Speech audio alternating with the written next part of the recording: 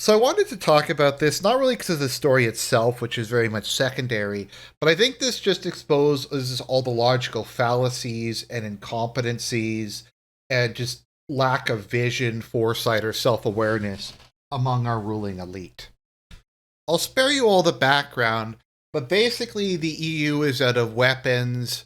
Their armies have been underfunded by decades of receiving little attention and being secondary to basically all other domestic priorities. The U.S. is saying they're not going to keep paying for anything anymore, and so at long last, they decided that they're going to take action on this. They're going to take action to address this extremely complex issue of remilitarizing Europe. And the solution is, of course, to just spend money. Is there a plan for where this money's going to go? Not really. Is there some sort of idea what the logistics are involved, or the industrial policy, or regulations, or how this stuff all fits together, or how EU countries will collaborate on this? Not really. At least I haven't really seen anything. There's just this vague idea that France is going to become the arsenal of Europe and they're going to build up their defense industry and Germany might rearm or something. Once again, it's this idea, and I notice this very much in all Western countries, where there's almost this disdain for any kind of like logistical, economical, or any practical conception of how things are supposed to happen.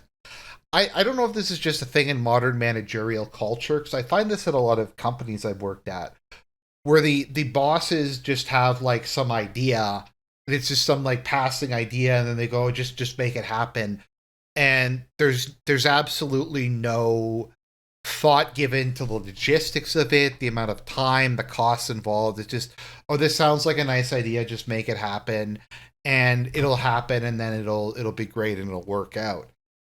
I feel like this whole rearmament thing in Europe is very much that, because it's also just looking at things from a very very basic cause and effect standpoint without thinking of any of the spurious variables or contributing variables or anything like that. Like the idea I think Europe has is if we spend $150 billion on rearmament, then we'll rearm, and that's just how economics works. That's how logistics works. That's how life works. Money equals power. Inflation's not a thing. Industrial capacity's not a thing. All we really have to, and I remember back when this whole thing started, they're like, well, people just work a couple extra shifts at the shell factory, and it's like, once again, that's not how these things work. There's also this like strange myopic conception of time, wherein there's this like idea that there's no time delay between things, wherein like because Trump cut off intelligence, and I won't go too much into the specifics, to Ukraine like a couple days ago, and then the curse pocket collapsed, and the idea is that like Ukraine was doing fine, everything was perfect until Trump did that, or Trump cut off aid, and that immediately means the next day that anything that goes wrong in Ukraine is his fault because stockpiles don't exist, stuff that's in transit doesn't exist. There was like it's very much like stage one thinking. It's very very basic. Like I said, the idea here is we just announced we're going to spend 150 billion euros. We're going to remove all the debt limits. We're going to encourage the EU to just run up massive budget deficits, and somehow that'll solve the uh, rearmament problem. But it's more complicated than that. Um, it's not just a money problem. So there is a money problem. There is an underspending problem. But as I've said many times, if there's nothing to buy, all the money in the world doesn't matter. You could have $1 trillion of monopoly money, but if there's nothing you can spend it on, you could have $10 trillion. You could have $100 trillion. It doesn't matter if you have $1 trillion if there's no bullets or artillery shells to buy with the money. The money isn't going to be helpful. And that's something we've seen repeatedly throughout this. We had this like insane idea that happened, I think it was last year, wherein the EU was like, we're going to put a bunch of money together and we're going to buy weapons for Ukraine. off of shady people on the international arms market. And once again, they have this very like basic, oh, we spend money on weapons, we get weapons. Like they didn't seem to understand basic thing. Like if you flood a market with a limited amount of supply with a ton of money and you massively increase demand, it's not going to increase supply in the short term. It's just going to drive the price up. And that's what they found is when they went in with their however much money they were trying to spend on shells, it didn't really go anywhere. The price just went up and they got price gouged, and it was a disaster. So they're talking about we're going to spend $150 billion on weapons. Like what weapons? The EU doesn't produce that like enough weapons. I mean, aren't they like? It's just I don't know if they just think they're going to materialize out of nowhere. If they're just going to give money to I don't know Fiat or Mon or Rolls Royce or one of these companies, and if they just give them money, then they're going to be able to turn it into weapons. It doesn't work like that. There's all kinds of like factors involved with it. You have to have access to ensure proper flow of raw materials. Things like iron, copper, steel, coal, all those kind of things, explosives, TNT or whatever other explosives there are, gunpowder, propellants, the electronic chips that go into things. There's all these things, particularly with modern weapons, that you need to set up at the same time. And this requires a lot of industrial planning, and this requires years of building things up. If you spend a lot of money for a prolonged period of time, then yes, the market might respond to it and you'll get more production. But just throwing a whole bunch of money on something in a very short piece of time is just not going to do anything. And once I haven't heard any talk about that. And let's pretend that the EU had some like sort of game plan and they're like, okay, well, we're going to develop this industry. How?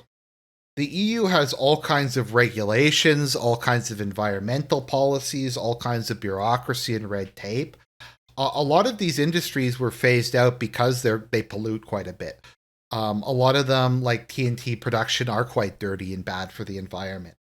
So, is there plans like are they going to loosen the environmental regulations to rebuild these things? No, they probably aren't. So it's we're going to pay to rebuild industry that we can't rebuild because it's not legal under current EU laws, or we're going to try to convince companies to try to do this in an extremely expensive, unprofitable way that meets whatever our labor or environmental regulations are. So it's just I haven't really heard them like say anything about that. It's just an exceedingly complicated question, and like it's just very reminiscent of a lot of things that we've come across. Like one of the ones I always think of is the You Can Afford Healthcare Act in the US, where it was just like, okay, the way we'll give everyone healthcare is we'll pass a law stating everyone has to buy healthcare. Problem solved. And that's just like the kind of solutions that you get for stuff these days. I know the economy's having trouble. We'll just spend money on the economy. We'll just do stimulus spending. It doesn't really matter what the stimulus spending is. And if we're able to do it, then that'll just increase GDP growth or something like that. And there's really no long-term plan, but that's kind of baked into the cake once again of how democracies work. Because there is no real incentive for any kind of long-term planning. The goal is when you're in power, you have 4, maybe 8 years to loot the state and enrich your supporters and enrich your portion of the population. And then you're gone, and whatever bills you run up is the next person's problem. A lot of these things take decades or even centuries to set up. And it's just none of the governments, even if governments start it now, there's no guarantee that it's going to continue on for more than a year or two. These people have pretty consistently shown they can't commit to anything for any amount of time. It's just gonna There's just gonna be an election. When they find out that doing this stuff is hard, they're just gonna give up on it again. So that's kind of the state in which we're at. And I think this is just very emblematic of that. And beyond that, let's look at like, let's say that all the weapons were there. Let's say all the weapons were there. Who is going to use the weapons? If you look at a map of this, would you fight for your own country? In much of the EU, it's below 25%. In a number of countries, it's below 20%. Now, I would also like to add, it doesn't have breakdowns here, but I would imagine of the 26%, almost all of those would be actual British people. And they would, and those are the people that they don't want in the army anymore. So, like, the only people, and I'm sure there's a couple Sikhs or whatever, or some guys who want to get in on it. But I'd imagine a lot of these cases, it's like the actual Spanish, the actual Italians, the actual Germans who would be willing to fight in the army. But why would they want to? Why would they want to fight for a state that actively hates them? Why would they want to fight for, what would the future be? What would be the future they're fighting for? Like, to be replaced more? To face higher taxes, to face more regulations, to face more of the destruction of their culture. Like, why would you want to do that? I mean, as a Canadian, I'm not going to fight for my country. Screw that. If this was like the 1990s or something, then yeah, I'd do it. But my country hates me. My government actively hates me. They're trying to destroy me. They're trying to destroy my way of life and the things that I believe in. Why would I go out and die for something like that?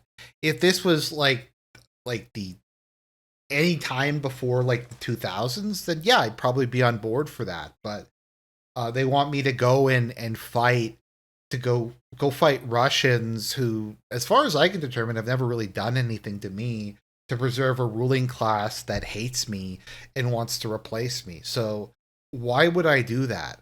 Why would anyone want to do that? And is there any plan to address any of this? No.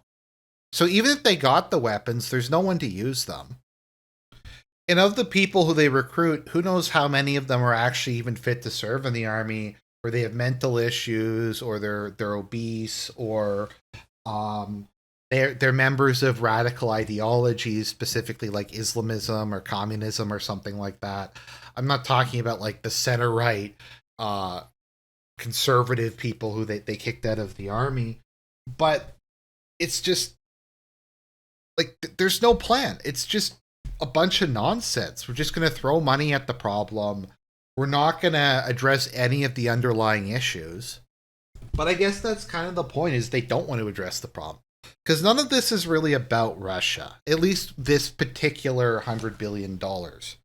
It's about laundering money. It's about like the EU doing Euro bonds and it disappearing into the maw of the European Commission so they can give BlackRock or whoever their friends are contracts and stuff like that. But there really is no plan. There's really no like desire to come up with a plan or look to the future in any meaningful way. Because if they did that, they would have to address a lot of things that they don't want to address, like the problems with immigration, multiculturalism, the breakdown of national identity, the breakdown of gender relations, the birth rate. There's all kinds of stuff that they would have to face, which they really just don't want to face. And so we kind of get to back to my original point, is that this summarizes the thinking of our elite and why it's so bad.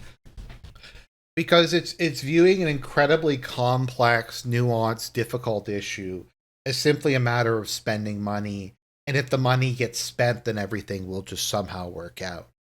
And we should expect more from our leaders, and we should want more from them. But that's just kind of the way that things are at the moment, and I'm not really sure how they're going to change in the foreseeable future. But I just thought that was an instructive example. God bless, and I hope people found it entertaining and somewhat educational.